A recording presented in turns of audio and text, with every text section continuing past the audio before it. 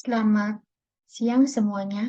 Perkenalkan, nama saya Afganita Utomo dari kelas Hubungan Internasional Angkatan 2021 akan menjelaskan tentang dari topik 2 sampai topik 7. Yang pertama saya akan menjelaskan dari topik 2, yaitu dari buku pertama yang dapat dijelaskan adalah Security, a New Framework for Analysis. Saya pelajari bahwa keamanan sangat berpengaruh untuk hubungan internasional dalam menjaga antar negara demi terciptanya kedamaian. Dilihat dari sisi kebijakan studi hubungan internasional, mewakili organisasi dalam mencoba untuk mencapai pengakuan atas keprihatinan mereka atau untuk menyesuaikan diri dengan keadaan yang berubah. Di sisi lain, terdapat penelitian perdamaian, feminis, ekonomi politik internasional, studi keamanan, dan strategis. Langkah mereka umumnya mengambil bentuk upaya untuk memperluas agenda keamanan dengan mengklaim status keamanan untuk masalah dan objek referensi di sektor ekonomi, lingkungan, dan masyarakat, serta militer politik yang mendefinisikan studi keamanan internasional dikenal di beberapa tempat sebagai studi strategis. Kemudian untuk buku yang kedua, dapat dijelaskan bahwa dari buku-buku yang kedua ini adalah Security in International Relations. Saya mempelajari bahwa keamanan merupakan gagasan hidup manusia dalam suatu negara demi terciptanya kedamaian. Para ahli mengatakan bahwa dalam mempelajari studi keamanan internasional dapat menjaga kestabilan negara dan menghindari ancaman yang dilakukan oleh individu maupun kelompok. Oleh karena itu, dalam suatu negara harus menjaga satu sama lain demi terciptanya kedamaian dan aman untuk kebebasan manusia. Nah, kesimpulan dari topik 2 ini adalah keamanan merupakan masalah yang penting bagi individu, masyarakat, negara, dan dunia. Apabila terjadinya ancaman yang membahayakan yang ada di sekitarnya, kita harus melakukan tindakan dengan cepat dan tepat supaya tidak membahayakan yang lainnya. Dengan demikian, dalam mempelajari mata kuliah keamanan internasional, kita dapat memahami bahwa bagaimana individu, masyarakat, negara, dan dunia bertindak saat menghadapi ancaman. Selanjutnya, untuk sesi ketiga.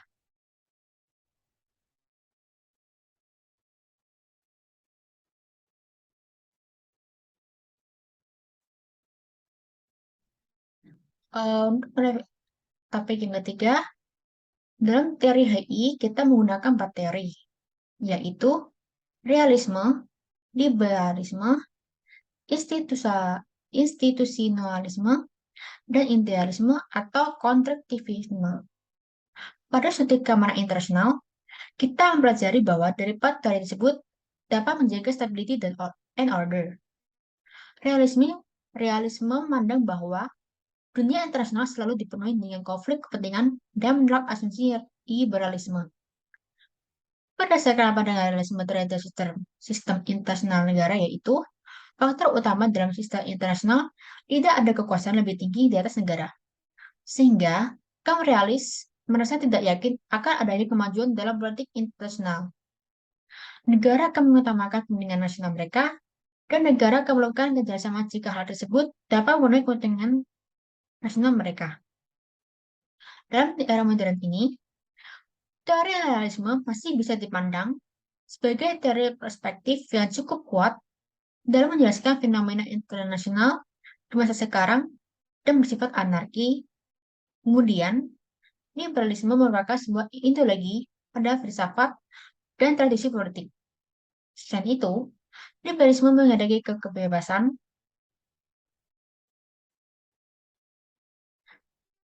individu dalam bidang politik, ekonomi, ilmu pengetahuan, budayaan, agama, termasuk kebebasan sebagai warga negara. Kebebasan dalam ideologi liberal yaitu kebebasan individu untuk kemerdekaan pribadi, kebebasan tempat tinggal, hingga hak perlindungan pribadi serta hak milik. Selanjutnya, institusionalisme adalah suatu subjek masalah yang mencakup peraturan, prosedur, dan organisasi formal. Selain itu,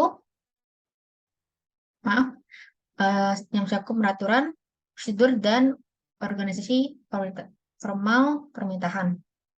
Selain itu, dalam institusionalisme tidak bersifat anarki, melainkan serangkaian prinsip, norma, aturan, dan prosedur perbuatan keputusan yang tersirat maupun dari yang tersirat atau tersurat, yang menyatukan harapan para pelaku dalam suatu bidang tertentu.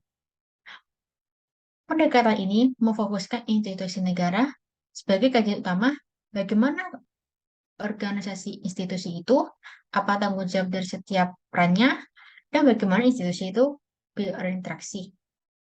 Step of Center merupakan inti dari pendekatan institusional. Pendekatan institusionalisme ini berkembang pada abad ke-19, di mana belum terjadi perang dunia dan peran sangat dominan dalam kehidupan masyarakat. Fokus dari pendekatan ini adalah dari segi konstitusional dan yuridisnya. Bahasa tradisionalnya menyangkut undang-undang, kedaulatan, kedudukan kekuasaan formal, serta yuridis dari lembaga-lembaga negara. Teori terakhir, idealisme, merupakan teori yang mengutamakan suatu ide di mana adanya tatanan internasional yang telah diciptakan karena adanya suatu interaksi sosial antar negara dan juga identitas negara itu sendiri. Dalam idealisme, menjelaskan bahwa negara-negara menciptakan realitas mereka sendiri berdasarkan identitas, budaya, nilai kepercayaan, dan interaksi sehari-hari mereka dengan negara lain.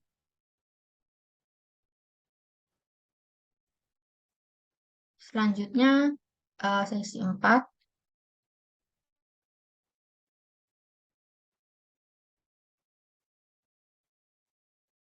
Pada buku pertama yang telah saya baca adalah People, State, and Fear.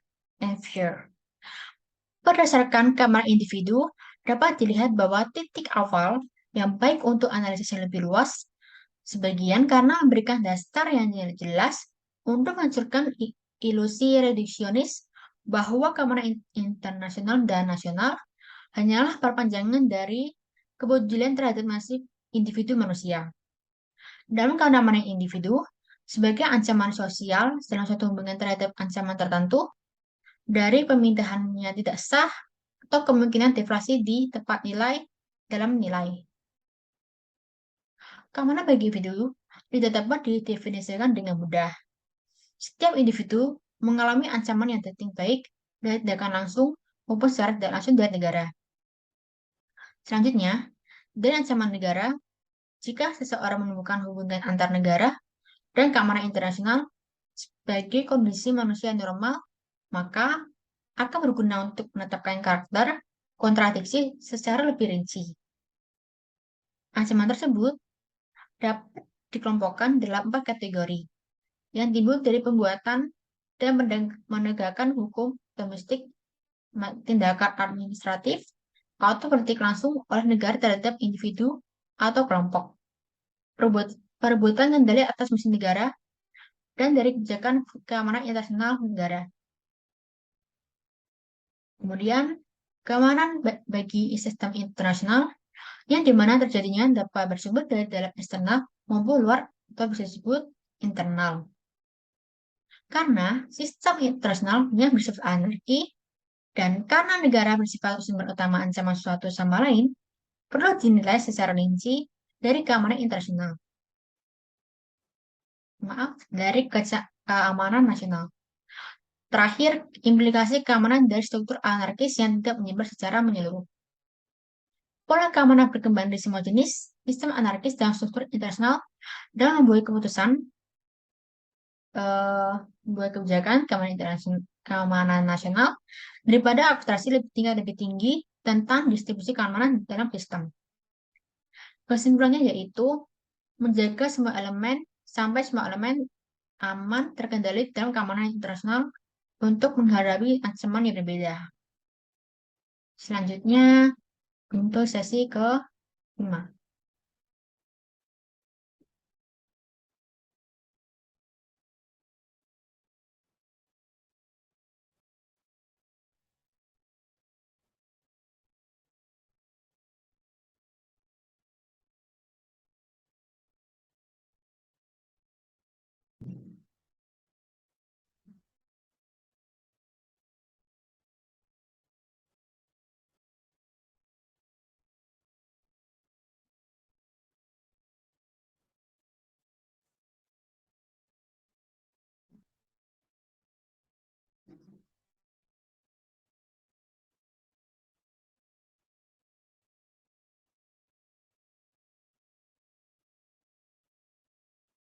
Nah, pada buku An Introduction to Traditional Security Studies, yang telah saya tangkap adalah setelah berakhirnya Perang Dingin dalam Great Power setelah jatuhnya Uni Soviet.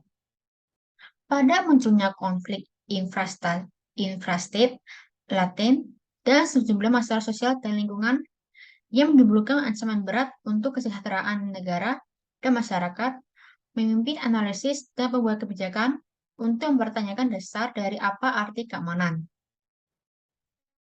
Untuk memahami keamanan non-tradisional, kita perlu kembali ke konsep keamanan tradisional, yaitu gagasan keamanan yang mendominasi pemikiran hubungan internasional dan studi keamanan selama Perang Dingin.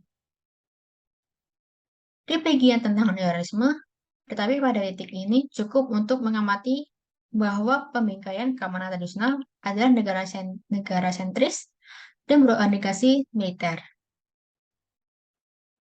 Um, um, Evaluasi keamanan non-tradisional baik sebagai konsep maupun pendekatan untuk studi keamanan bertambah banyak pada pendekatan pasca kolonial dan keamanan berpikir dari dunia ketiga. Lebih penting lagi, perkembangannya juga didorong oleh keinginan beberapa sarjana dari selatan global untuk membuat bahasa keamanan yang lebih relevan dengan dan mewakili jenis tantangan kontemporer yang secara serius mempengaruhi keamanan masyarakat di negara berkembang. Nah, si pelaksanaan penelitian sharing dan kelembagaan networking antar lembaga di Asia didukung oleh hibah dari Ford Foundation, mulai dari awal hingga perkembangan, mulai dari awal hingga pertengahan 2000-an. Masalah keamanan non-tradisional adalah tantangan bagi kelangsungan hidup dan kesejahteraan masyarakat dan negara yang muncul terutama karena memiliki sumber seperti perubahan iklim, kelangkaan sumber daya, penyakit menular, bencana alam, migrasi tidak teratur, kekurangan pangan, orang-orang penyelundupan, perdagangan narkoba, dan lainnya. Ini tercermin bahwa dalam pejabat musyawarah lembaga daerah seperti Perkumpulan Negara Bangsa-Bangsa atau ASEAN, Bangsa-Bangsa Asia atau ASEAN, Plus 3, Regional ASEAN Forum, dan KTT Asia Forum, serta di non-resmi melacak dua jaringan seperti CSCF dan ASEAN ISIS. Selanjutnya, sesi yang ke-6. Pada buku Guide to National Security, Policy and Strategy, saya mengalami bahwa paling anggota Dinas Keamanan Nasional membawa keperan pandangan mereka yang termudah sebelumnya dan sebagai besar bawah sadar tentang masalah ini, pandangan yang tampak begitu jelas bagi pemegangnya, sehingga mereka jarang melihat alasan untuk mengajukan pertanyaan. Akibatnya, semua pemain dalam proses memiliki mendapat masalah ini. Tetapi, pendapat itu diproses di latar belakang seperti halnya perangkat lunak operasi untuk komputer pribadi yang tidak terlihat oleh pengguna kecuali malfungsi. Secara umum, anggota Komunitas Keamanan Nasional akan jatuh ke dalam salah satu dari dua kelompok dalam hal sikap mereka terhadap peran intelijen yang tepat dalam proses kebijakan. Ini dapat digambarkan sebagai pandangan dukungan tak terbatas terhadap kebijakan dan kebijakan pandangan netral. Sementara sedikit yang akan memiliki sikap baik tanpa kualifikasi adalah instruktif untuk membayangkan sikap-sikap ini sebagai kutub-kutub yang berlawanan dalam suatu spektrum, di mana para pemain keamanan nasional akan cenderung bersatu. Namun, dalam hampir setiap kasus, baik pendukung maupun kritikus telah beroperasi dari pandangan sudah terbentuk sebelumnya dan tidak dinyatakan tentang peran intelijen yang tepat dalam proses kebijakan. Sebagai contoh, pernyataan Direktur Intelijen Pusat atau disebut TCI, yang menerima tanggung jawab atas intelijen yang dipertanyakan termasuk dalam pidato kenegaraan Presiden Bush tahun 2003 dan kritik kritis artikel oleh mantan pejabat senior CIA berjudul intelijen seharusnya tidak ada hanya untuk melayani kebijakan, menyajikan pandangan yang sangat kontras tentang peran intelijen dalam membuat kebijakan, namun sebenarnya tidak juga menangani masalah itu secara langsung. Kemudian yang terakhir adalah sesi ketujuh.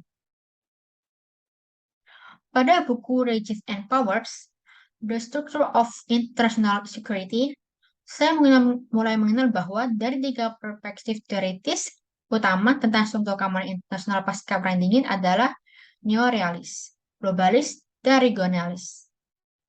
Nah, dari perspektif neorealis, dipahami secara luas dan karena kita akan memilikinya lebih banyak untuk mengatakannya di bab 2 tidak perlu dipanjangkan lebar. Ini berusaha pada negara dan bertumbuh pada argumen tentang polaritas kekuasaan. Jika bukan bipolaritas, maka tentu saja unipolaritas atau multipolaritas atau beberapa hibrida. Pendapatan ini adalah tentang distribusi kekuatan material di sistem internasional yang dalam neoliberalisme menentukan struktur politik global dan dengan demikian juga keamanan interaksi ini dengan ideologi balance of power. Neoliberalisme tidak dibenarkan keutamaan tingkat global di perspektif teoritis, jadi pencariannya untuk berbahan terbatas pada berbagai opsi yang sempit dalamnya tingkat itu. Yang ada dua yaitu dibagi menjadi dua yaitu unipolaritas dan multipolaritas. Dari perspektif globalis yang kami maksud adalah penerimaan terhadap pandangan biasanya diberi label globalisasi umumnya dipahami sebagai antitesis dari realisme dan neoliberalisme statis. Pemahaman kekuasaan politik struktur internasional, globalisasi berakar terutama pada pendekatan budaya transnasional dan ekonomi politik internasional. Pasar global atau kapitalisme atau berbagai bentuk dunia masyarakat mungkin paling baik menangkap ide-ide yang mendasari sistem dalam perspektif globalis. Dan poin kuncinya adalah penolakan terhadap gagasan tersebut bahwa pengertian struktur sistem yang memadai dapat ditemukan dengan privileging negara. Kemudian perspektif regionalis adalah pendekatan yang kami pilih. Kami setuju dengan Lake dan Morgan bahwa di dunia pasca Perang Dingin, regional tingkat berdiri lebih jelas dengan sendirinya sebagai fokus konflik dan kerjasama untuk negara dan sebagai tingkat analisis bagi para sarjana yang ingin dijelajahi urusan keamanan kontemporer, dan kami percaya ini benar meskipun kami menggunakan pemahaman tentang keamanan yang lebih terbuka daripada mereka agak tradisional militer. Dari topik 7 ini yang dari kesimpulan yang saya pahami adalah dari perspektif neorealis, globalis, dan regionalis yang dalam struktur keamanan internasional, perspektif neorealis mengandung unsur neorealisme dan globalisme, tetapi memberikan prioritas pada tingkat analisis yang lebih rendah.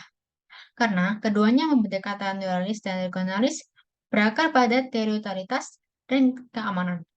Tetapi fokus regional kami dan bahkan lebih banyak lagi menggunakan pemahaman konstruktivis kami tentang keamanan menempatkan kami di luar proyek neorealis. Hubungan kita dengan perspektif globalis di depannya tentu kurang dekat.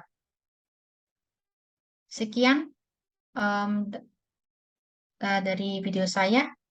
Sekian dan terima kasih.